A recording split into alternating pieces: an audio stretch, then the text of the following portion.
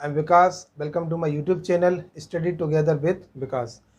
जैसा कि आपको पता है कि हमने पिछली क्लासों में कुछ अपने सेशंस किए हैं जिनमें हम क्या कर रहे हैं, अपने प्रीवियस ईयर जो हमारे ग्रुप डी का एग्ज़ाम पहले हो चुके हैं 2018 में, वो क्वेश्चंस हम सॉल्व कर रहे हैं जीएस के।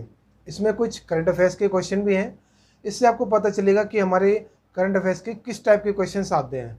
ठीक है, चलिए हम चलते हैं अपने पहले क्वेश्चन पर। क्या दे रखा है इसमें, which state of India is the largest producer of coarse serials.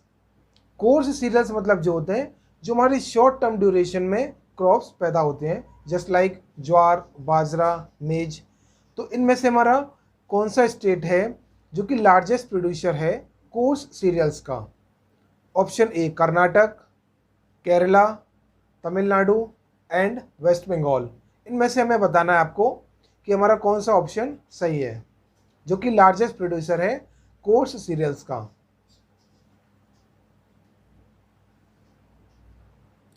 चलिए मैं लिखता हूं यहां पर, जो हमारा सही आंसर है वो है ऑप्शन ए। ऑप्शन ए हमारा कर्नाटक। ऑप्शन ए हमारा सही आंसर है। चलिए अब हम चलते हैं अपने नेक्स्ट क्वेश्चन पर। इसमें क्या दे रखा है, dash is the leading coffee producer state in India. India में हमारा सबसे ज़्यादा कॉफ़ी का प्रोड्यूस करने वाला कौन सा स्टेट है। Option A Karnataka, option B Maharashtra, Telangana and Gujarat. इन चारों में से आपको बताना है who is the leading producer of coffee in India.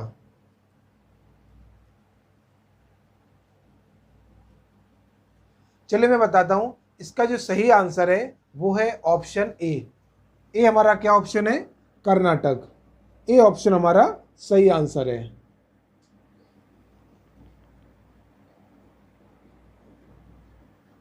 आप इसको ऐसे थोड़ा सा ऐसे भी याद कर सकते हैं, का से कॉफ़ी होता है कॉफ़ी और का से कर्नाटक, थोड़ा इस तरीके से भी आप याद रख सकते हैं। ठीक है, चलिए अब हम बढ़ते हैं अपने नेक्स्ट क्वेश्चन पर।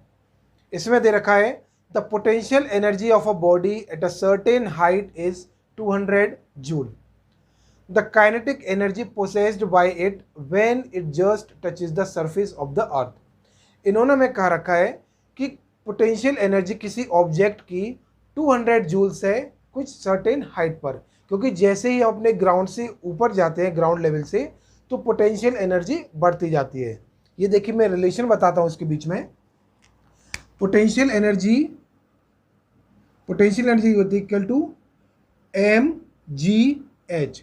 मतलब पोटेंशियल एनर्जी जो हमारी होती है is directly proportional to h। ये देखिए डायरेक्टली प्रोपोर्शनल है ना, तो जैसे हाइट बढ़ेगी वैसे हमारी पोटेंशियल एनर्जी बढ़ेगी, है ना। सपोज ये हमारा ग्राउंड लेवल है, ये ग्राउंड है, ठीक है। इसे थोड़ा मैं सीधा लाइन बनाता हूँ।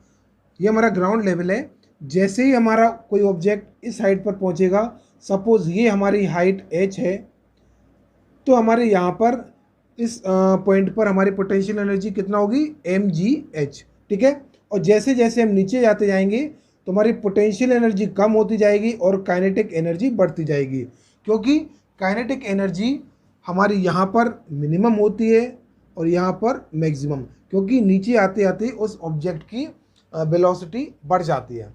ठीक है, तो इन्होंने दे रखा है कि किसी ऑब्जेक्ट की पोटेंशियल एनर्जी जो हमारी है 200 जूल्स के बराबर है। उस ऑब्जेक्ट की काइनेटिक एनर्जी कितनी होगी जब वो ऑब्जेक्ट हमारा ग्राउंड को टच करेगा। Option A 0, option B equal to potential energy, मतलब जितनी पोटेंशियल एनर्जी है उतनी ही kinetic energy. Option C less than potential energy and option D is greater than potential energy. आप पहले अपने आप से ट्राई करिए, ये अच्छा क्वेश्चन है और इस टाइप के क्वेश्चंस आते हैं। ये हमारा न्यूमेरिकल का क्वेश्चन है। और फ्रेंड्स ऐसे क्वेश्चन से आपको डरना नहीं है। अगर आपका कंसेप्ट क्लियर है तो ऐसे क्वेश्चंस चुटकियों में हो जाते हैं, है ना। तो ऐसे क्वेश्चन से आपको बिल्कुल भी नहीं डरना है।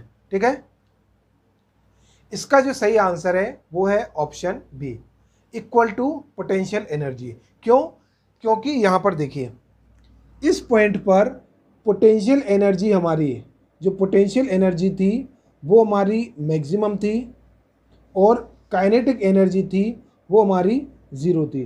क्यों? क्योंकि अभी बॉडी जो हमारी स्टेशनरी पोजीशन पर थी।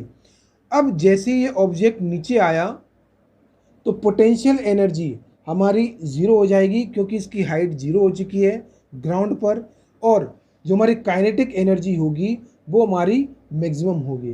क्यों? क्योंकि यहाँ पर जो पोटेंशियल एनर्जी मैक्सिमम थी, नीचे आते आते वो पोटेंशियल एनर्जी की जितनी वैल्यू थी वो काइनेटिक एनर्जी में चेंज हो गई। Because energy is neither created nor can be destroyed. तो हमारी एक फॉर्म से दूसरे फॉर्म में यहाँ पर कन्वर्ट हो गई है। जो यहाँ पर थी वो पोटेंशियल एनर्जी के फॉर्म में थी, नीचे आते आते पोटेंशियल एनर्जी जीरो हो गई और वो काइनेटिक एनर्जी बन गई है। ठीक है, चलिए इसमें हमारा option B equal to potential energy हमारा सही होगा। ठीक है, मैं लिख देता हूँ थर्ड ऑप्शन में B equal to potential energy.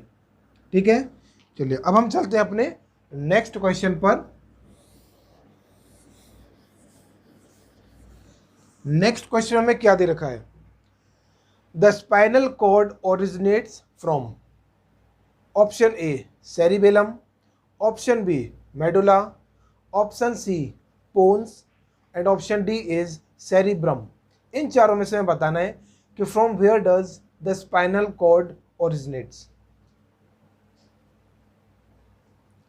इसमें जो हमारा सही ऑप्शन है वो है मेडुला। मैं यहाँ पर लिख देता हूँ, ये हमारा फोर्थ क्वेश्चन था। ऑप्शन जो हमारा इसका सही है ऑप्शन बी मेडुला। मेडुला हमारा सही आंसर है, ऑप्शन बी।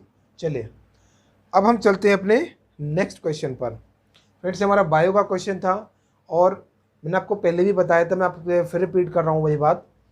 हमें फिजिक्स, केमिस्ट्री और बायोलॉजी, ये तीनों सब्जेक्ट जो साइंस का पोर्शन है इससे बहुत स्ट्रॉन्ग करके चलना है, क्योंकि जो रेलवे की जीएस होती है वो मैक्सिमम पोर्शन साइंस का कवर करके चलती है ना। तो आपको ये तीनों पोर्शंस पर थोड़ा ज़्यादा फोकस करना होगा। अच्छा, इसमें अब दे रखा है the Swadesh Darshan scheme is an initiative of which ministry. जो हमारी स्वदेश दर्शन स्कीम है वो हमारी किस मिनिस्ट्री का एक इनिशिएटिव किया, किस मिनिस्ट्री ने इनिशिएट किया था इस स्कीम को? Option A finance ministry, option B HRD ministry and option C is tourism ministry and the option D is defence ministry. इन चारों में से आपको बताना है किस मिनिस्ट्री ने स्वदेश दर्शन स्कीम को इनिशिएट किया था। इस क्वेश्चन का हमारा सही आंसर होगा टूरिज्म मिनिस्ट्री, मतलब हमारा ऑप्शन सी हमारा सही है, option C tourism ministry, tourism. Okay, चलिए हमारा नेक्स्ट क्वेश्चन इसमें क्या दे रखा है? Dash meristem is present at the base of leaves और इंटरनोड्स ऑफ ट्विग्स। चार ऑप्शन दे रखे हैं। Calorie, option B is intercalary, option C is apical and option D is lateral. इन चारों में से हमें बताना है अब हमारा कौन सा ऑप्शन सही होगा। सॉरी फ्रेंड्स,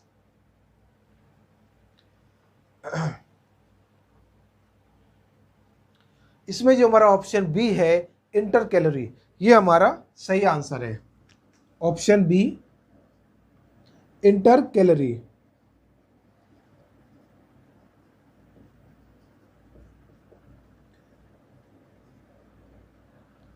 हमारा नेक्स्ट क्वेश्चन क्या दे रखा है? चलिए, the most commonly used indicator in laboratory. हमारा जो लैब में सबसे ज़्यादा यूज होने वाला इंडिकेटर कौन सा है?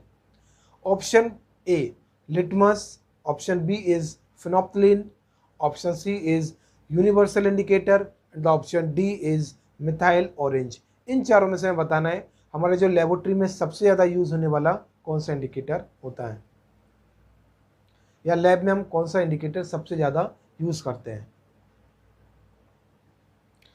इसमें जो हमारा ऑप्शन ए लिटमस इंडिकेटर है ये हमारा सही आंसर है, ऑप्शन ए लिटमस, सॉरी यहाँ लिख देता हूं मैं लिटमस, ये हमारा सही आंसर है। ठीक है, इसमें नेक्स्ट क्वेश्चन दे रखा है the time period of a vibrating body is 0.05 seconds, the frequency of wave it emits will be. इन्होंने दे रखा है किसी वाइब्रेटिंग बॉडी का टाइम पीरियड है वो हमारा कितना दिया है 0.05 सेकेंड्स। तो इसकी हमारी फ्रीक्वेंसी कितनी होगी, इस वेव की फ्रीक्वेंसी कितनी होगी, या इस वेव से जो फ्रीक्वेंसी निकली वो कितनी होगी। Option A 200 hertz, option B 20 hertz, option C is 2 hertz and option D 5 hertz. आपको इसके बीच में रिलेशन दे रखा होगा, ये देखिए यहाँ पर frequency equal to 1 upon time period, है ना। हमें फ्रीक्वेंसी निकालना है और टाइम पीरियड कितना दे रखा है 0.05, मतलब यहाँ से 2 जीरो ऊपर आ जाएंगे जब ये पॉइंट हटेगा तो, और ये 5 1 जा एंड 5 20 जा, मतलब हमारी फ्रीक्वेंसी कितनी होनी चाहिए 20 हर्ट्ज। अब आप देख लीजिए 20 हर्ट्ज में हमारा कौन सा ऑप्शन में हमारा 20 हर्ट्ज दे रखा है, ऑप्शन बी, मतलब ऑप्शन बी जो हमारा सही आंसर होगा। यहाँ मैं लिख देता हूँ option B, 8th question 20 hertz. Okay, चलिए हम चलते अपने नेक्स्ट क्वेश्चन पर।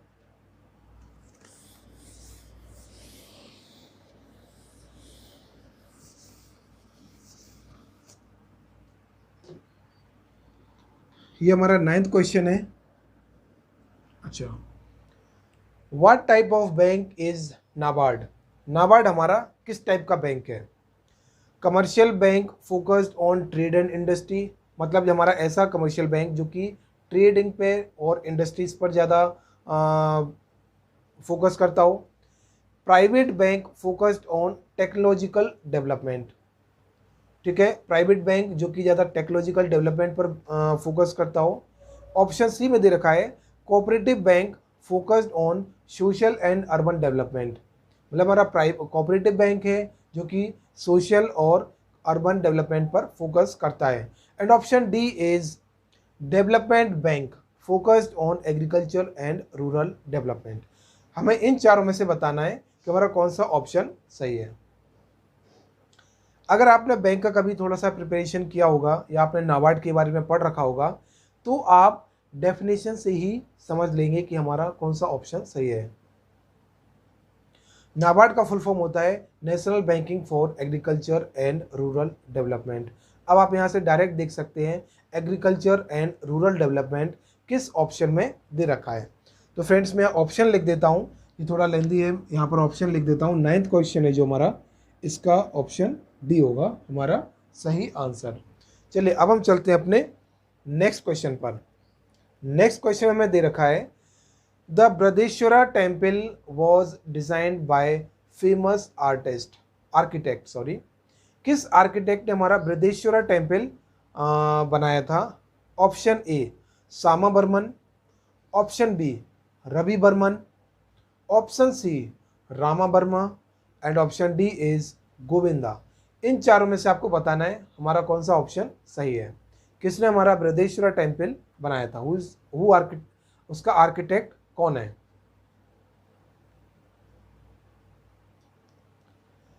इसमें जो हमारा ऑप्शन ए है ये बिल्कुल सही ऑप्शन है, सामा वर्मा। मैं यहाँ लिख देता हूँ 10th question option A Sama Verma.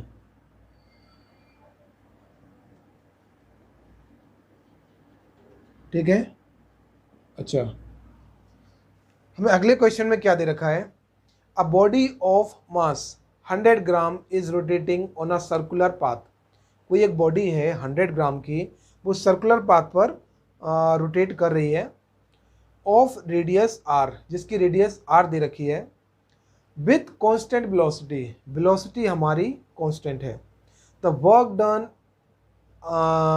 Done in one complete revolution will be, मतलब एक रेवोल्यूशन में वर्क डन कितना होगा।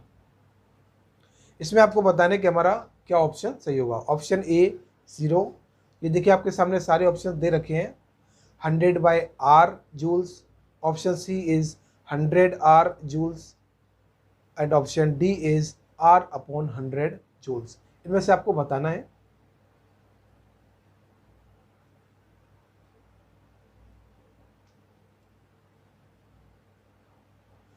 फ्रेंड्स इसमें जो हमारा सही ऑप्शन है वो है ऑप्शन ए 0। ठीक है, चलिए अब हम चलते हैं अपने नेक्स्ट क्वेश्चन पर। ये हमारा फिजिक्स का न्यूमेरिकल था 11th में। जो हमारा फर्स्ट ऑप्शन दे रखा है वो है 0। बिकॉज 0 हमारा क्यों हुआ है? वर्क डन का फॉर्मूला क्या होता है? हाँ, वर्क डन का फॉर्मूला होता है W equal to F D cos theta. ठीक है, और कॉस थीटा की वैल्यू यहाँ पर कॉस, इसमें हमारा 0 डिस्प्लेसमेंट कितना है? 0। जब देखिए सर्कुलर पाथ पर अगर कोई बॉडी फॉलो मूव कर रही है, रोटेट कर रही है, तो क्या हुआ, यहीं से बॉडी मूव करना स्टार्ट हुई और यहाँ पर आकर ही स्टॉप हुई। तो यहाँ पर डिस्प्लेसमेंट कितना है? यहाँ पर डिस्प्लेसमेंट कितना है? डिस्प्लेसमेंट 0 है, क्योंकि बॉडी यहीं से स्टार्ट हुई और वहीं पर आकर रुक गई है। डिस्प्लेसमेंट की डेफिनेशन क्या होती है? The shortest distance between initial and the final position. अब देखिए यहाँ पर इनिशियल पॉइंट भी वही है और फाइनल पॉइंट भी वही है, तो यहाँ पर डिस्प्लेसमेंट कितना होगा? 0। अब आप इस फॉर्मूले में डिस्प्लेसमेंट की वैल्यू 0 रखेंगे तो हमारा पूरी वैल्यू 0 हो जाएगी, मतलब वर्क डन इक्वल टू 0। ठीक है, तो हमारा ऑप्शन ए सही है जिसका वैल्यू होगा 0। अच्छा, अगला क्वेश्चन दे रखा है which among the following has released the India 2018 book recently. जो हमारी इंडिया 2018 बुक थी वो किसने रिलीज की थी? 4 ऑप्शन दे रखे हैं। पहला ऑप्शन है Sushma Swaraj, option B is Manohar Parrikar ji, option C is Narendra Modi ji and option D is Smriti Irani ji. इन चारों में से आपको बताना है कि हमारी जो इंडिया 2018 बुक थी वो किसने रिलीज की थी। फ्रेंड्स आपने अगर मेरी पुरानी वीडियोस देखी होंगी तो उनमें एक चीज़ बिल्कुल कॉमन है कि रिलेटेड टू ऑथर्स या बुक्स, इनसे रिलेटेड क्वेश्चन आता ही है। तो आपको यहाँ से क्या समझ में आता है कि आपको बुक्स, ऑथर्स, इनसे रिलेटेड, अबाउट से रिलेटेड, इन चीज़ों से लेकर आपको क्वेश्चन तैयार ही रखना है, बिकॉज इनमें से एक क्वेश्चन आता ही है। तो लास्ट 1 ईयर्स में जो हमारी बुक्स या ऑथर्स रहे हैं, जो हमारी फेमस बुक्स रही हैं जो रिलीज हुई हैं, उनके आपको ऑथर्स को याद करके रखना है, या बुक किसने रिलीज़ की है ना, तो ये आपको अच्छे से याद करके रखना है। इसका जो हमारा सही आंसर है वो है स्मृति ईरानी जी, ऑप्शन डी। मैं लिख देता हूँ 12th में, चलिए यहाँ लिख देता हूँ नीचे 12th option D Smriti Irani.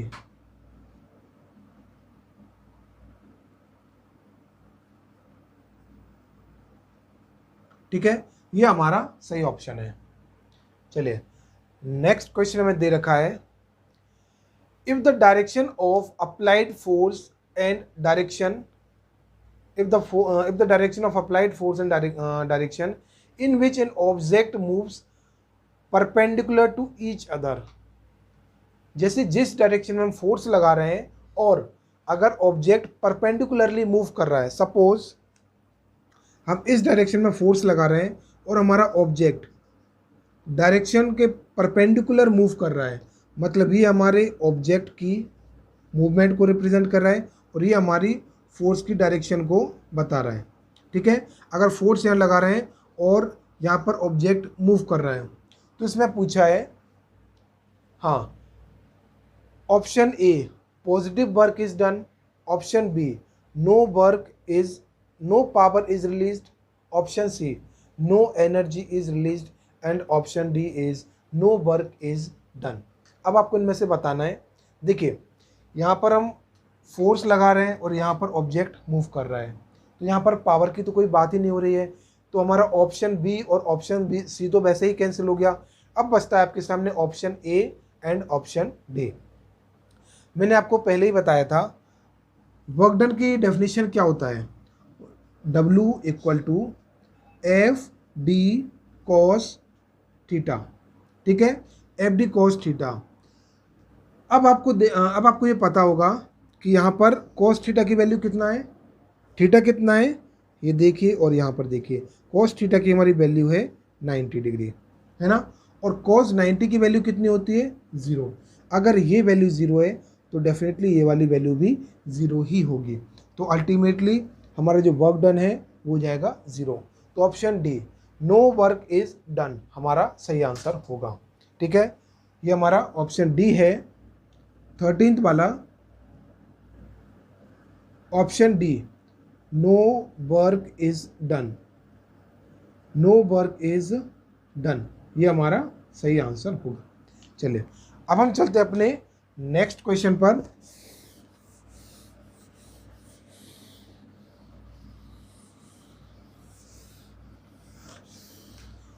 Next question में क्या दे रखा है, with which of the following sport Sultan Azlan Shah cup is related या एसोसिएटेड। जो हमारा सुल्तान अजलान कप है ये हमारा किस स्पोर्ट से रिलेटेड है।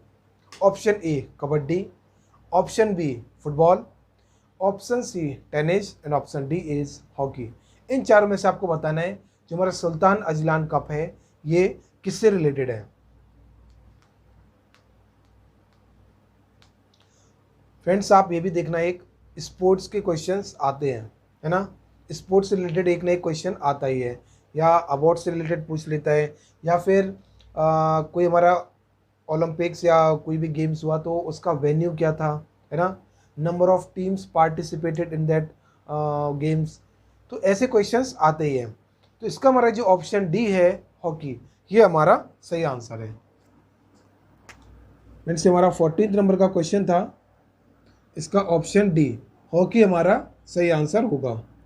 ओके, चलिए अब हम चलते हैं अपने नेक्स्ट क्वेश्चन 15th पर। 15th क्वेश्चन में क्या दे रखा है, who is the director of movie Baahubali 2 which is release in the year 2017। Baahubali 2 movie हमारी जो रिलीज हुई थी 2017 में, इसका डायरेक्टर कौन था, या इस मूवी के डायरेक्टर हमारे कौन थे।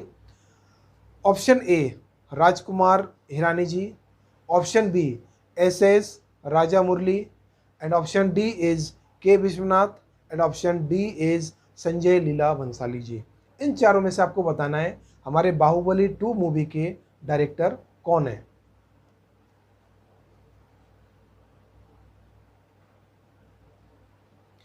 इसमें हमारा जो ऑप्शन बी है एस राजा मौली जी, ये हमारा सही ऑप्शन है। ठीक है, option B S Raja Mouli, S Raja Mouli ji. ठीक है, चलिए बढ़ते हैं अपने नेक्स्ट क्वेश्चन पर। Who among the following was elected as the Madhya Pradesh governor in January 2018। 2018 में हमारे एमपी के गवर्नर कौन सिलेक्ट हुए थे, इलेक्टेड कौन हुए थे, इसमें बताना हमको। Mamata Banerjee, option B Mayawati ji, option C is Anandiben Patel, and option D is Aruna Jayanti. इन चारों में से आपको बताना है जो हमारे एमपी के गवर्नर बनी थी वो कौन इलेक्ट हुई थी। ये तो इजी क्वेश्चन है, बिल्कुल करंट अफेयर्स का है, आपको अच्छे से याद रखना है, करंट अफेयर्स को भी बार बार रिवाइज करना है। ठीक है, चलिए इसका जो हमारा ऑप्शन सी है आनंदीबेन पटेल, ये हमारा सही आंसर है। Option C Anandiben Patel.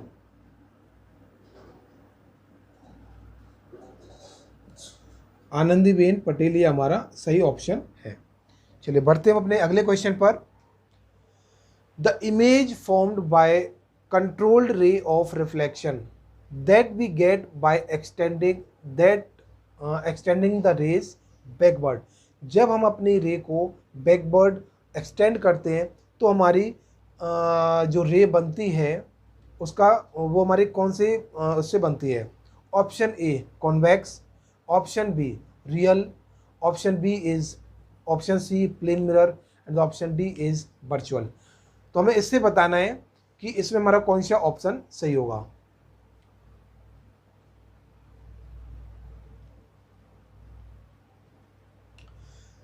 Friends इसमें हमारी जो ऑप्शन डी है वो हमारा सही ऑप्शन है वर्चुअल। आपको ये पता होगा आफ्टर रिफ्लेक्शन जब हम अपनी रेस को और एक्सटेंड करते हैं जस्ट बिहाइंड द मिरर जाकर वो हमारी रे है जो अपीयर्स टू मीट, मतलब मीट होती हुई दिखती हैं बट रियल में मीट होती नहीं है ना। तो बिहाइंड द मिरर हमेशा जो हमारी इमेज बनती है वो वर्चुअल होती है। ठीक है, तो हमारा इसमें जो ऑप्शन डी दे रखा है वर्चुअल, ये हमारा सही आंसर होगा, ऑप्शन डी वर्चुअल। ठीक है, नेक्स्ट क्वेश्चन हमें क्या दे रखा है, देखिए, magnitude of displacement from initial position to final position is a, magnitude of displacement from initial to final position, मतलब जो हमारा डिस्प्लेसमेंट का मैग्नीट्यूड होता है from the initial point to the final point, ये हमारा क्या होता है, straight line, curved line, semi circle और सर्कल। इन चारों में से हमारा कौन सा ऑप्शन सही होगा।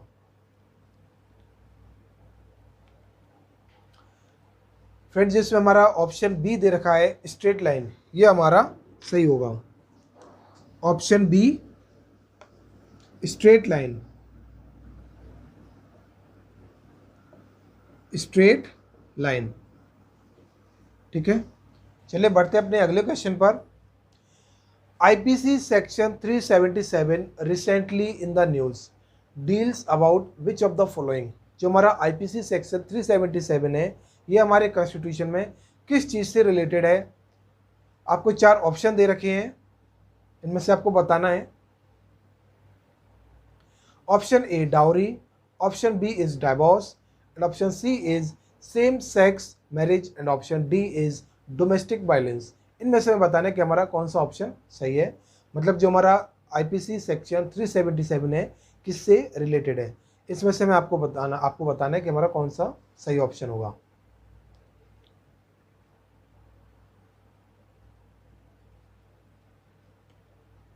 दोस्तों, हमारा इसमें जो सही ऑप्शन है वो है हमारा ऑप्शन सी। मैं लिख देता हूं,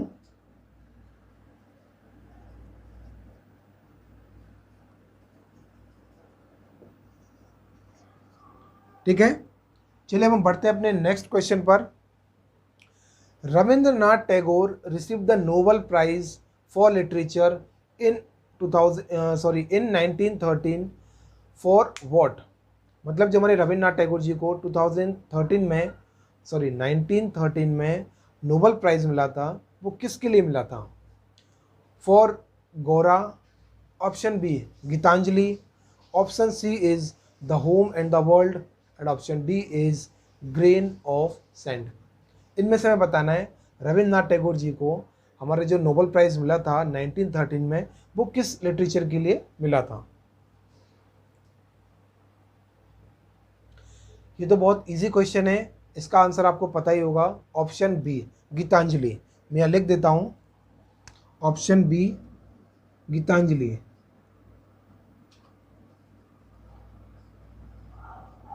ये ऑप्शन हमारा सही है। फ्रेंड्स, आज हमने ये 20 क्वेश्चंस कवर किए हैं। आई थिंक आपको ये अच्छे से समझ आए होंगे। और फ्रेंड्स, मैं बार बार कहूँगा आपसे कि जो हमारी प्रीवियस वीडियोस हैं उनको बार बार रिवाइज़ करिए। अगर आपने अभी तक नहीं देखी है तो उनको देखिए और अपने आने वाले एग्ज़ाम के लिए अच्छे से प्रिपेयर करिए। ठीक है फ्रेंड्स, चलिए मिलते हैं नेक्स्ट वीडियो में, तब तक के लिए गुड बाय। फ्रेंड्स, वीडियो को लाइक शेयर सब्सक्राइब करना ना भूलें। Thank you friends.